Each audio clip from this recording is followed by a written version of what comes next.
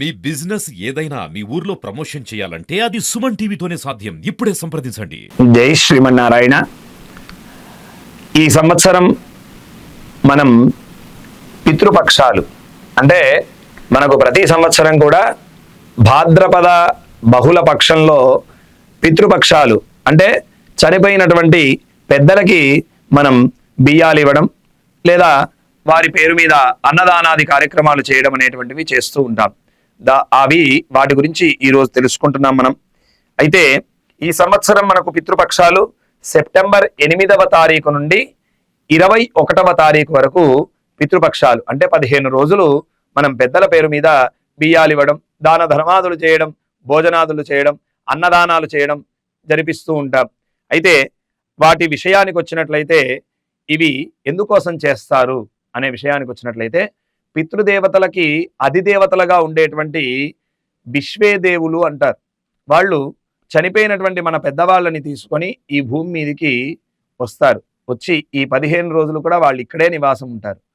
వాళ్ళ పేర్ల మీద మనం స్వాములకి అంటే ఎవరైనా బ్రాహ్మణోత్తములకో లేదు ఆకలితో ఇబ్బందులు పడేటువంటి పేదవారికి వారి పేరు మీద భోజనాదులు చేపించిన లేదు బ్రాహ్మణుడికి భోజనానికి బియ్యం ఇచ్చిన అవి ఆ పెద్దలకు చెందుతాయి అని చెప్పి మన పూర్వాచార్యులు చెప్పి ఉన్నారు.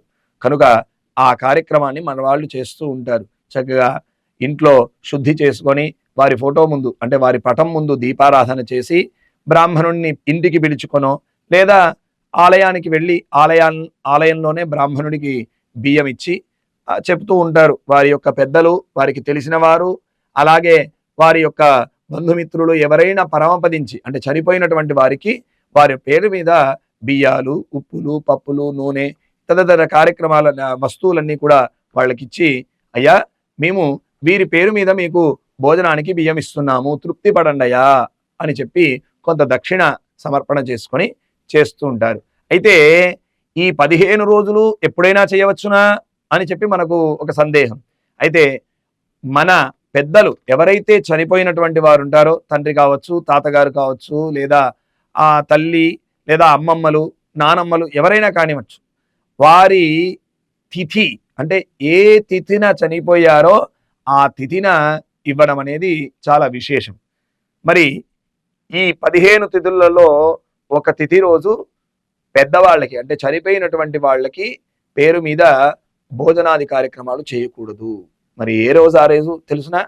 ఏకాదశి అనగా సెప్టెంబర్ 17వ తారీఖు బుధవారం రోజున మనం పెద్దల పేర్ల మీద బియ్యాలు ఇవ్వడం కానీ అన్నదానాలు చేయడం కానీ బుధవారం సెప్టెంబర్ 17వ తారీఖు నాడు చేయకూడదు. ఏకాదశి రోజు భోజనం పెడితే అవి రాక్షసులు తీసుకుంటారట. కనుక పితృదేవతలకు చెందవు. కనుక ఎట్టి పరిస్థితులలో కూడా ఆ రోజు మీరు పెద్దలకి బియ్యం ఇవ్వడం అనేటువంటి కార్యక్రమాన్ని చేసుకోకండి.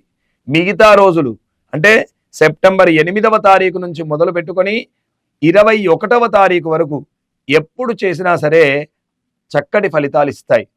కానీ గుర్తుంచుకోండి, బుధవారం 17వ తారీఖు సెప్టెంబర్ 17వ తారీఖు నాడు మాత్రం మనం పెద్దల పేర్ల మీద భోజనాలకు బియ్యం ఇవ్వద్దు. లేదు అయ్యా మా పెద్దలు చనిపోయినటువంటి తిథి మనకు తెలియదు, ఎప్పుడో ఇవ్వాలో కూడా మాకు తెలియదు అనుకునేటువంటి వాళ్ళు అమావాస్య, పితృ అమావాస్య అంటారు, పెద్దల అమావాస్య అంటూ ఉంటారు మన సంప్రదాయంలో, మన ప్రాంతంలో. ఆ అమావాస్య ఎప్పుడు అంటే సెప్టెంబర్ 21వ తారీఖు. ఆ 21వ తారీఖు నాడు చక్కగా మీ పెద్దల పేర్ల మీద అందరూ కూడా ఆలయాలకు వెళ్ళి బ్రాహ్మణులకి భోజనాలు ఇవ్వడం, భోజనానికి బియ్యాలు ఇవ్వడం, అలాగే అన్నదానాలు చేయడం అనేటువంటివి చేస్తూ పితృదేవతల యొక్క అనుగ్రహాన్ని పొందండి. జై శ్రీమన్నారాయణ. జై జై శ్రీమన్నారాయణ.